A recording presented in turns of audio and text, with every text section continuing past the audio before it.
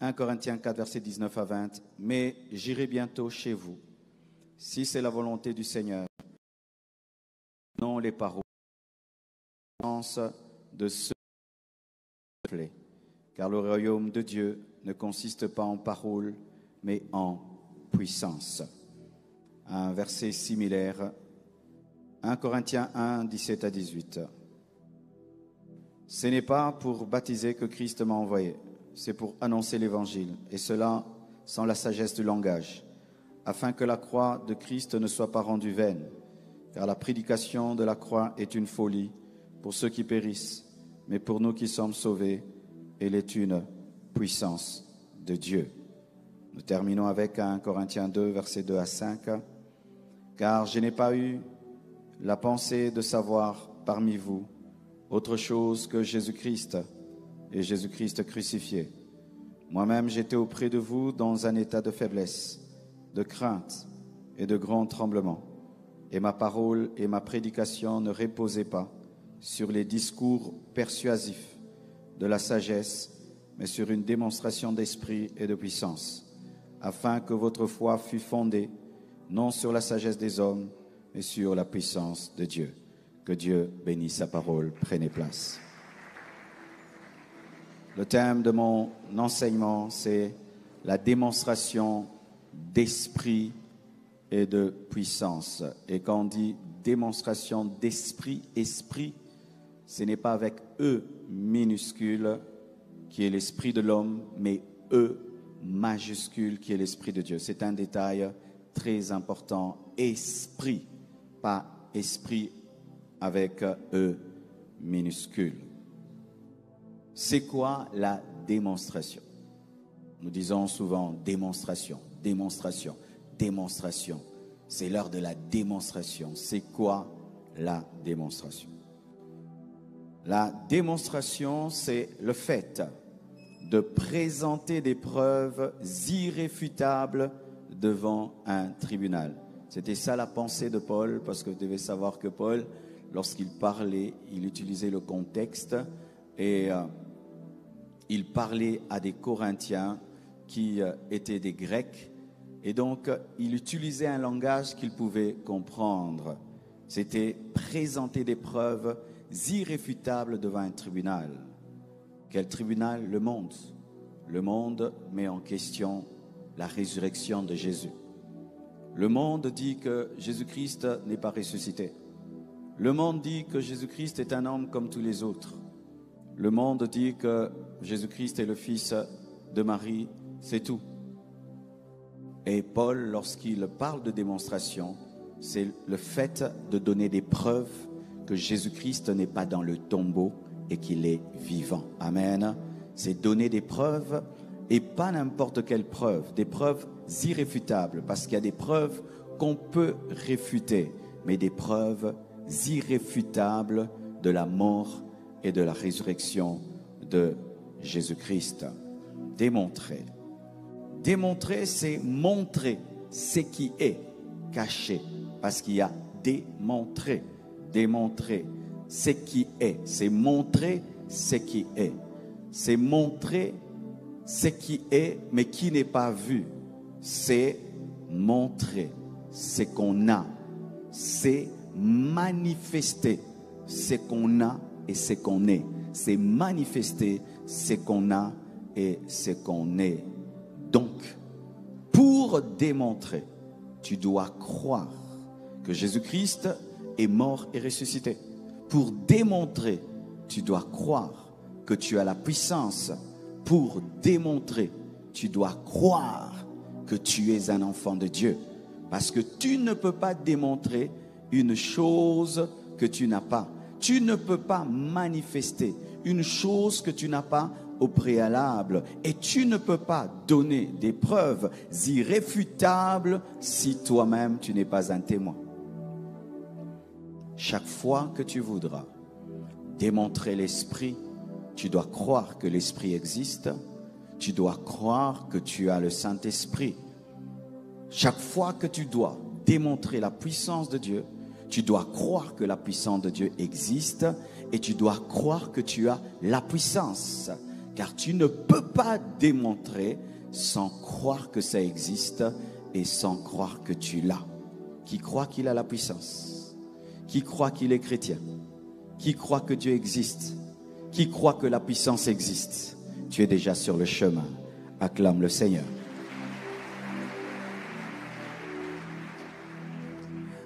Alors je vais mettre un peu de lumière parce que nous sommes en train de donner la base, c'est le début, afin que le thème soit bien compris, parce qu'il y a beaucoup de confusion lorsque les gens disent la démonstration d'esprit et de puissance, et quand ils disent que le royaume de Dieu ne consiste pas en paroles. Souvent il y a des confusions que nous allons éclairer avant de monter et de commencer à vivre des choses. Alors regardez, 1 Corinthiens 4 verset 19 que nous avions lu dit: mais j'irai bientôt chez vous, si c'est la volonté du Seigneur, et je connaîtrai non les paroles, mais la puissance de ceux qui se sont enflés.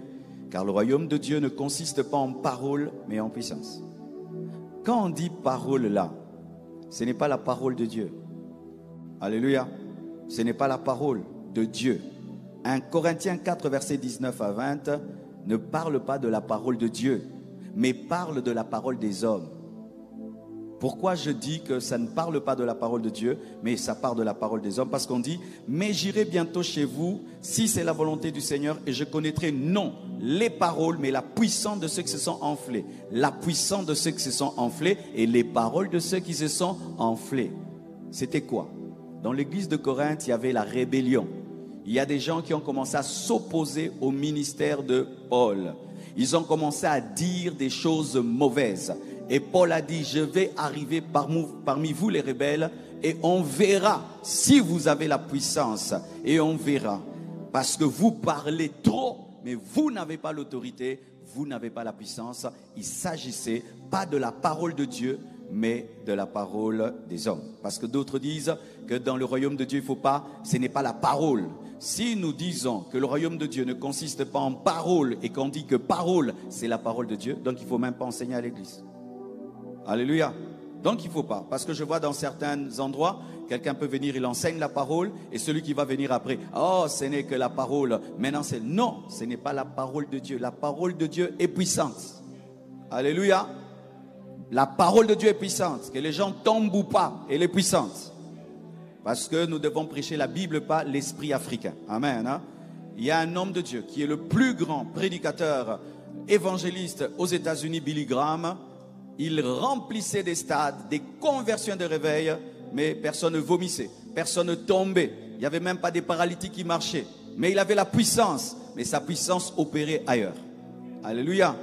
Donc, mon frère, si lorsque tu dis que le royaume des cieux ne consiste pas en parole, et tu penses que Paul parlait de la parole de Dieu, il ne parlait pas de la parole de Dieu, il parlait de la parole des hommes. C'était qu'un enfant de Dieu ne parle pas, parle. C'est ça en soi, des paroles vaines des hommes. En soi, il parlait de la rhétorique. La rhétorique, c'est quoi? C'est l'art de parler. Vous savez que les Grecs aimaient beaucoup la rhétorique. C'était des hommes qui savaient parler. Ils avaient des grands philosophes que nous avons même étudiés. C'était des hommes très sages, très intelligents. Et lorsqu'ils venaient auprès de Paul, ils voulaient que Paul puisse parler comme leur sage, qu'il ait de la rhétorique, qu'il ait l'art oratoire. Et Paul est venu leur dire que moi, je ne viendrai pas avec l'art oratoire, je viendrai avec la puissance de Dieu. Alléluia. Je viendrai avec la folie de l'évangile. Je viendrai avec la sagesse de Dieu qui est une folie pour vous, pour dire que on ne bâtit pas l'église sur l'art oratoire, mais on bâtit l'église sur la puissance de Dieu. Alléluia. C'est vrai qu'il faut bien parler pour être compris, mais ce n'est pas ça la puissance. C'est ce que Paul voulait dire, l'art oratoire. Pourquoi nous ne pouvons pas dire qu'il parlait de la parole de Dieu? Parce que Jean 1, verset 1 nous dit ceci: au commencement était la parole, et la parole était avec Dieu, et la parole était Dieu. Alors si tu dis que le royaume des cieux ne consiste pas en parole et que la parole est Dieu, c'est-à-dire que le royaume des cieux est sans Dieu, parce que Dieu est la parole. Alléluia. Il s'agissait de la parole des hommes, il s'agissait de l'art oratoire, il ne s'agissait pas de la parole de Dieu comme nous le prétendons souvent. Au commencement était la parole et la parole était avec Dieu et la parole était Dieu. Elle était au commencement avec Dieu. Toutes choses ont été faites par elle. Et rien de ce qui a été fait n'a été fait sans elle. Parce que la parole est puissante. La parole est puissante. La parole est puissante. Alléluia. 1 Corinthiens 1, verset 17 à 18 confirme ce que je viens de dire. Ce n'est pas pour baptiser que Christ m'a envoyé. C'est pour annoncer l'évangile. L'évangile, la parole. Et cela sans la sagesse du langage, l'art oratoire. Alléluia. Donc il y a d'un côté l'évangile et de l'autre côté la sagesse du langage. Paul n'était pas contre l'évangile, il était contre les gens qui basaient la puissance de leur ministère sur la sagesse du langage. Afin que la croix de Christ ne soit pas rendue vaine, car la prédication de la croix est une folie pour ceux qui périssent, mais pour nous qui sommes sauvés, elle est une puissance de Dieu. La prédication de la croix est une puissance de Dieu. Donc il ne s'agit pas de la parole, mais de la parole de Dieu, mais de la parole des hommes. Amen. Hein? Vous êtes en train de comprendre? Alléluia. Je prie vraiment que tous les orateurs qui viendront prêcher suivent cette partie-ci, de peur qu'il y ait des contradictions. Amen. Même moi aussi, je prêchais ça comme ça avant, hein, que quand quelqu'un prêche seulement, le royaume de Dieu ne consiste pas, mais ce n'est pas vraiment ça. Amen. Alors, regardez. 1 Corinthiens 2, versets 2 à 5. La Bible dit, « Car je n'ai pas eu la pensée de savoir parmi vous autre chose que Jésus-Christ et Jésus-Christ crucifié. Moi-même, j'étais auprès de vous dans un état de faiblesse, de crainte et de grand tremblement physiquement. Et ma parole et ma prédication ne reposaient pas sur les discours persuasifs, donc l'art oratoire, la rhétorique, de la sagesse, mais sur une démonstration d'esprit et de puissance. C'est-à-dire que lorsque Paul prêchait, il ne comptait pas sur sa manière de parler pour convaincre les hommes, mais il comptait sur la puissance de l'esprit et la puissance de Dieu. Alléluia. Il ne comptait pas sur sa manière d'articuler, d'argumenter comme font les avocats, mais il comptait sur la puissance de Dieu qui accompagnait ses prédications. C'était ça. Alléluia. Et ma parole et ma prédication ne reposaient pas sur les discours persuasifs de la sagesse, mais sur une démonstration d'esprit et de puissance, afin que le but de la démonstration de la puissance, ce n'est pas adorer le pasteur, adorer le prédicateur. Le but de la démonstration de puissance, c'est que la foi des gens soit fondée non sur la sagesse des hommes, mais sur la puissance de Dieu. Alléluia. Et je prie que ta foi soit fondée sur la puissance de Dieu. Je prie que ta foi soit fondée sur la puissance de Dieu. Et c'est la force de l'église du Nigeria. Ils ont une foi fondée sur la puissance de Dieu. Quelqu'un peut venir à l'église, il a laissé un mort à la maison, il croit que pendant qu'il prie à l'église, le mort va ressusciter. Il rentre, il le trouve ressuscité. La foi dans la puissance de Dieu. Alléluia. As-tu la foi dans la puissance de Dieu? Si tu as la foi dans la puissance de Dieu, tu vivras la puissance de Dieu. Alléluia. Oh Jésus, je sens sa présence ici. Alors, expliquons encore. On dit la démonstration, j'ai expliqué déjà démonstration, présenter des preuves irréfutables de la mort et de la résurrection de Jésus. Maintenant, qu'on dit démonstration d'esprit et de puissance. On dit démonstration d'esprit et de puissance. D'un côté, il y a esprit et puis puissance, n'est-ce pas? Démonstration d'esprit et de puissance. Quand on parle d'esprit, comme je l'ai dit, ce n'est pas l'esprit de l'homme. Pourquoi ce n'est pas l'esprit de l'homme? Parce que si ça devient l'esprit de l'homme, c'est l'occultisme. C'est l'occultisme. Et aujourd'hui, beaucoup de jeunes ne savent pas que quand on leur apprend la démonstration de puissance, si tu es dans les kabbales juives, si tu es dans les sciences occultes, on va t'apprendre comment tu peux démontrer la puissance de ton esprit. Et faites très attention aux enseignements qui parlent beaucoup plus de l'esprit de l'homme au lieu de parler de l'esprit de Dieu. Amen. Qui parlent beaucoup plus de la manifestation de l'esprit de l'homme au lieu de l'esprit de Dieu. Dans l'Église, c'est le Saint-Esprit. Le Saint-Esprit, le Saint-Esprit, le Saint-Esprit et le Saint-Esprit. Amen. Alors, le Saint-Esprit. Pour certains, le Saint-Esprit est une puissance. Le Saint-Esprit n'est pas une puissance. Le Saint-Esprit est une personne qui donne la puissance. Pour d'autres personnes, le Saint-Esprit est un mini-Dieu. Le Saint-Esprit n'est pas un mini-Dieu. Le Saint-Esprit est Dieu. Il est omniscient. Il est omniprésent. Il est omnipotent. Lorsque Ananias et Saphira ont péché et que Pierre voulait les reprendre, il a dit, pourquoi avez-vous menti à Dieu? Pourquoi avez-vous menti au Saint-Esprit? Parce qu'ils avaient menti à Dieu. Et le Saint-Esprit est Dieu. Le Saint-Esprit est Dieu. Dieu n'est pas un nom. Dieu est une nature. Dieu, c'est une nature omnipotente, omniprésente, omnisciente. Dieu connaît tout. Dieu est partout. Dieu peut tout. Si toi, tu peux tout connaître et tu peux être partout, tu es Dieu. Tu n'es pas Dieu parce que tu n'es pas omniscient, tu n'es pas omniprésent et tu n'es pas omnipotent.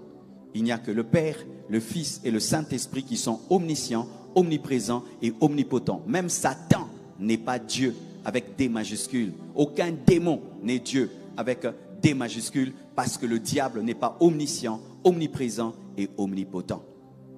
Alors c'est quoi la démonstration d'esprit?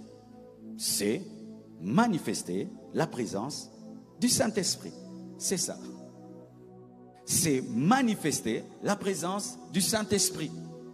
C'est dégager la présence du Saint-Esprit. C'est comme une fleur. Tu l'écrases et puis il y a un parfum qui sort. Ce parfum était déjà dans la fleur. Et lorsque tu écrases le parfum, la fleur, le parfum qui sort, c'est la démonstration du parfum qui était déjà dedans. Le Saint-Esprit est ici. Et il va se manifester. Alléluia. Vous voyez, ça c'est la démonstration de l'Esprit. Est-ce que moi qui suis ici, je peux la toucher là-bas? Mais comme le Saint-Esprit est omniprésent, il est à la fois ici, il est à la fois là-bas. Amen. Et de deux, comme le Saint-Esprit est omniscient, donc il connaît le problème de cette sœur que moi je ne connais pas, c'est pourquoi il a touché. Et vous savez pourquoi Dieu l'a touché? Parce que quand j'ai parlé, elle a eu la foi que le Saint-Esprit va se manifester, et puis c'est arrivé. Ça veut dire encore quoi? Que le Saint-Esprit exauce les prières. Le Saint-Esprit est ici. Et il va se manifester.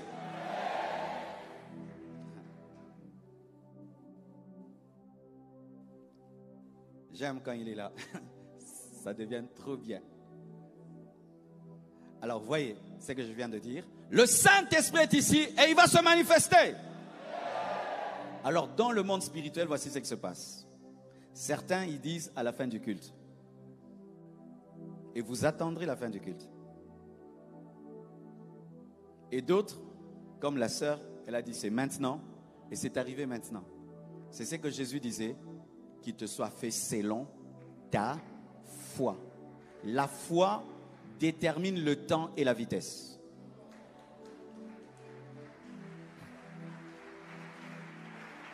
Si toi, tu crois que tu seras grand quand tu auras 60 ans, tu seras grand à 60 ans.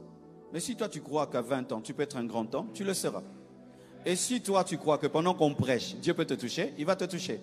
Si pour toi, il faut dire, fermons les yeux, tenons-nous debout, levez les mains. Maintenant, ça t'arrivera selon que tu crois.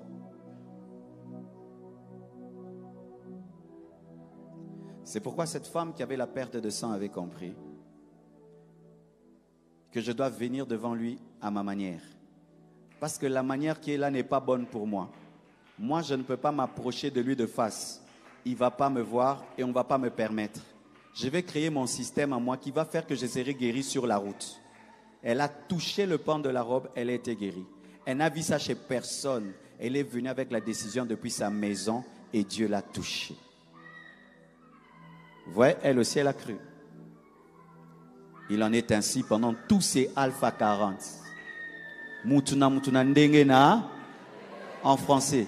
Chacun de chacun.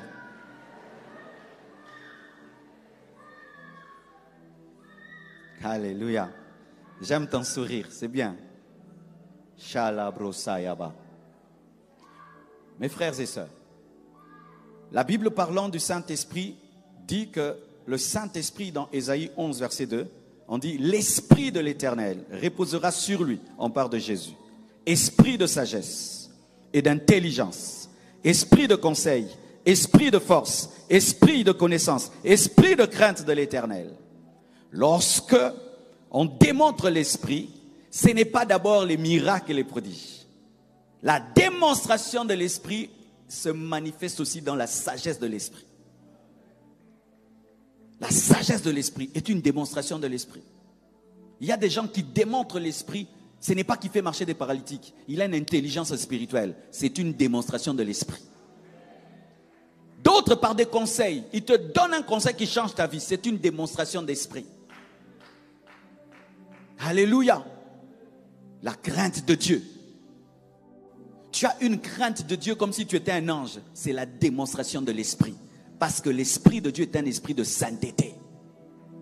La démonstration de l'Esprit, c'est dans la sagesse, c'est dans l'intelligence, c'est dans la connaissance, c'est dans la crainte de Dieu. Des dimensions que souvent nous négligeons. Il y a des gens qui toute leur vie n'ont jamais vu des anges, n'ont jamais vu des visions, mais ils ont une intelligence spirituelle extraordinaire. Alors, des fois, étant donné que nous avons mal enseigné ce verset, il y a des dimensions de Dieu qui ne sont pas données, parce qu'une dimension est reçue lorsqu'elle est présentée. Le Saint-Esprit est capable de te donner une intelligence qui dépasse ton diplôme, qui dépasse ton âge et ton expérience.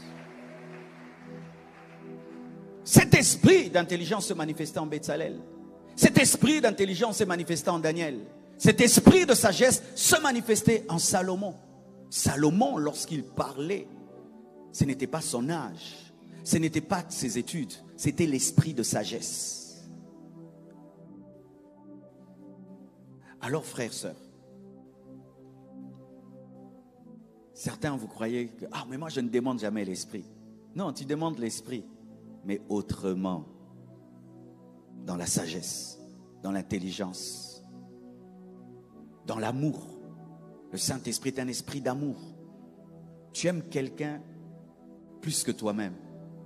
Tu aimes les gens d'un amour bizarre. C'est l'esprit de Dieu. Tu pardonnes comme un enfant. C'est une manifestation de l'esprit. Aimer vient de l'esprit. Et le Saint-Esprit peut te donner un esprit de prière. Tu pries toute ta journée, tu n'arrives pas à t'arrêter. C'est une manifestation de l'esprit. Il y a plusieurs manifestations de l'esprit. Et je prie que Dieu te donne ta manifestation.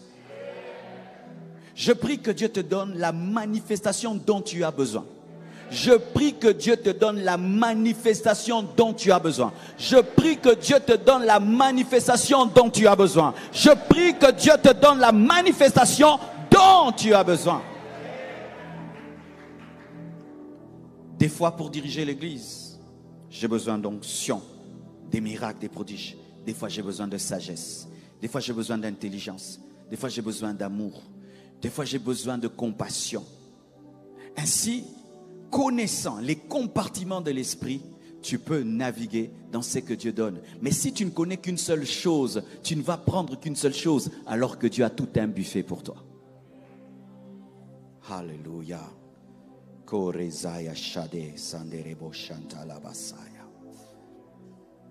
Galates 5, verset 22, la Bible dit: mais le fruit de l'esprit, c'est l'amour, la joie. C'est pourquoi quand la sœur a souri, j'ai dit c'est bien comme ça, parce que la joie est aussi une manifestation de l'esprit. La joie, la paix, la patience, la bonté, la bénignité, la fidélité, la douceur, la tempérance, la maîtrise de soi. est une manifestation de l'esprit. Si je fais des miracles et des prodiges, mais je n'ai pas de maîtrise de soi, je vais détruire le ministère. Si je fais des miracles et des prodiges, je n'ai pas de douceur, je vais blesser les gens après le miracle. Si je fais des miracles et des prodiges, mais je n'ai pas la fidélité, je vais briser mon mariage. Si j'ai des miracles et des prodiges, mais je n'ai pas la joie, je serai un ouin triste.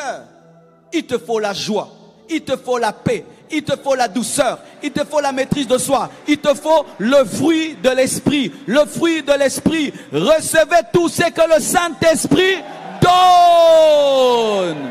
Je veux tout, le tout de Dieu, le tout est accompli. Je veux guérir les malades, mais j'ai la sainteté. Je veux chasser les démons, mais j'ai la maîtrise de soi. Je veux marcher sur les eaux, mais j'ai la tempérance. Je veux le fruit du Saint-Esprit. Je veux manifester la nature du Saint-Esprit. Oh, donne-moi l'amen. J'étais à l'aéroport à Bujumbura et j'ai rencontré un papa. Je lui ai dit, je vais donner ton témoignage à l'église. J'ai dit, tu pries où? Il dit, non, j'habite les États-Unis. Je prie dans une église, nous sommes à 30 personnes. 30 personnes, oui. Il n'y a que des vieillards et je suis le seul jeune de l'église. Il avait 63 ans. Il a 63 ans, il est le jeune de l'église. Cette église, quand quelqu'un meurt, elle perd les membres. Elle n'évangélise pas. Il n'y a pas de nouveaux convertis. Les nouveaux convertis, c'est quand il y a des bébés. Mais comme il y a des vieillards, cette église est en train de mourir. On prie qu'1 heure du temps. Le culte fait 1 heure du temps. La prédication, 15 minutes. On ne demande pas les offrandes. Les gens font seulement des virements dans le compte en banque. Et puis j'ai dit, papa, il faut quitter cette église-là. Il a dit, ok, pasteur, tu vois cette église-là des vieillards? Le jour que j'ai déménagé, toute l'église est venue et a porté mes meubles. Le jour que j'ai déménagé, toute l'église est venue à commencer à peindre ma maison. Le jour que j'ai déménagé, ils ont regardé mes meubles, ils ont dit, ça tu dois enlever, soit tu dois enlever, nous te changeons. Cette église-là, où il n'y a pas de puissance, cette église-là, où il n'y a pas de miracle, mais cette église-là a un amour extraordinaire. Il dit, telle sœur de l'église avait un problème de rein. Ils n'ont pas prié qu'il y ait le miracle, ils ont prié qu'il y ait un donneur de rein. Et on lui a donné le rein. Lorsqu'il est venu à l'église, toute l'église pleurait parce qu'on lui a donné un rein. Et l'église a prié qu'il y ait compatibilité entre son corps et le rein.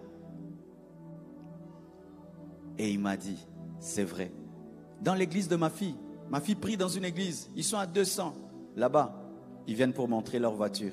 Là-bas, quand quelqu'un est bien habillé, il veut montrer cela. Là-bas, quand quelqu'un visite la maison de l'autre, il fait le calcul de tout ce que tu as. Il va tout faire pour acheter ça et t'inviter chez lui à la maison. C'est vrai, là-bas, il n'y a pas les miracles et les prodiges, mais là-bas, il y a l'amour.